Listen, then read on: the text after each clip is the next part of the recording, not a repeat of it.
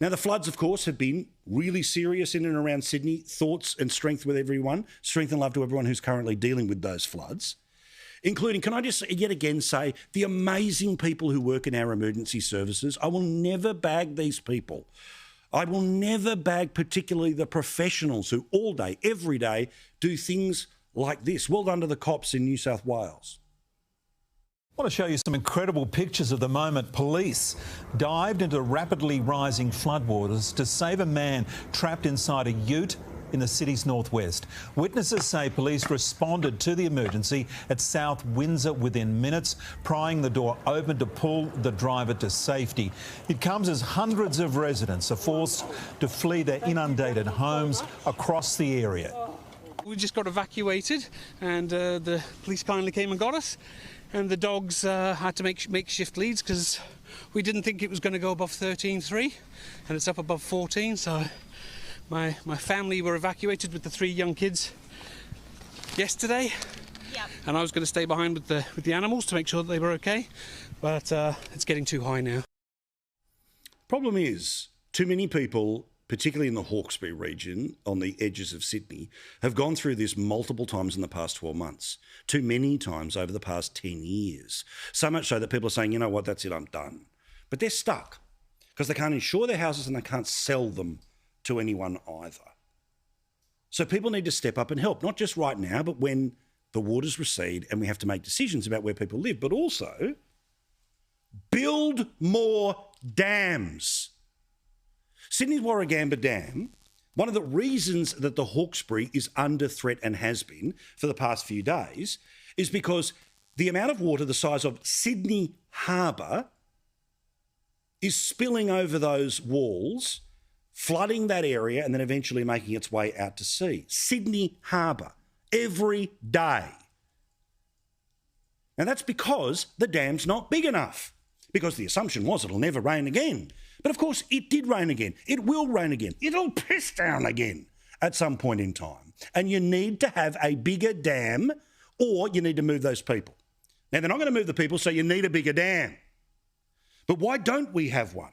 Well, David Littleproud, the Nationals leader, explained why last night. Effectively because of the states, mate. We put $7.4 billion out there. It's illegal for a federal politician to pick a shovel up and dig a hole in any state and territory in this country. So again, previous government had the billions of dollars, but there were bugger all state governments that said, you know what, okay, let's do it. This is despite the fact that there was clear evidence of a need to increase the size of the dam that is now so full that a Sydney Harbour a day is going over the top and smashing people for the 3rd time in a year. It's not rocket science, it's before your eyes. Yet what did the Prime Minister say today? Remember, of course, he can pick up the phone. National Cabinet has now so many Labor states, it can be done on WhatsApp. We'll get appropriate advice on those issues. Those issues, of course, are controversial. There are different views that need to be taken into account. What's clear is that we need to get through the immediate crisis is what we need to do, and then we need to examine any policy response which is required. All right, Slow Coach, there is a report from 2017 that concluded that Warragamba Dam needs to be increased in size. That report is there. It is there for the New South Wales government. It is there for the federal government. You don't need one more word of evidence about the need to do it. But when asked about it today, the new Environment Minister says, oh, it might be tricky. There's no current proposal before the federal government. So, you know, if once the New South Wales government has done all of their due diligence on that, that is something that we would look at in some detail. There are differing views, as the PM said, about whether this would be even helpful in the situation that we're looking at the moment. So we need a lot more detail and a lot more information about the proposal. A Sydney Harbour a day is going over the edge of Warragamba Dam. A report in 2017 says, build a bigger dam. Yet what did the New South Wales Premier say today? Oh, he was backing up Albo, wasn't he? he was in the Ukraine. In fact, he called me yesterday.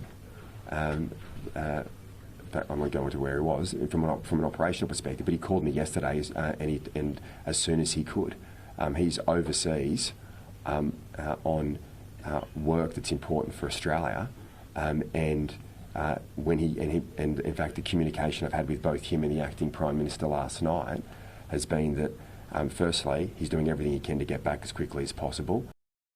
All right, if you don't believe me, what about Chris Bowen, who talks about what a dam means as a way of trying to make a point about renewable energy? Yes, you can say the wind doesn't always blow and the sun doesn't always shine. Well, the rain doesn't always fall either, but we manage to store the water. We can store the renewable energy if we have the investment. Yes, if only we had the investment to build the bigger battery, which in this case is a freaking dam. One that in 2017 you knew was not fit for purpose. And one thing that is absolutely the case, regardless of what political party you voted for at the last election, Australia will get a bigger population. In fact, according to the planning department of the New South Wales government, she's had fun on Google today, the population of New South Wales is going to go from about 8 million up to 10 million by 2041. Now, what does that mean? That means there's more people who will need more water for the toilet, for the showers, for the chrysanthemums, whatever they choose to use it. More people need more water, so store it.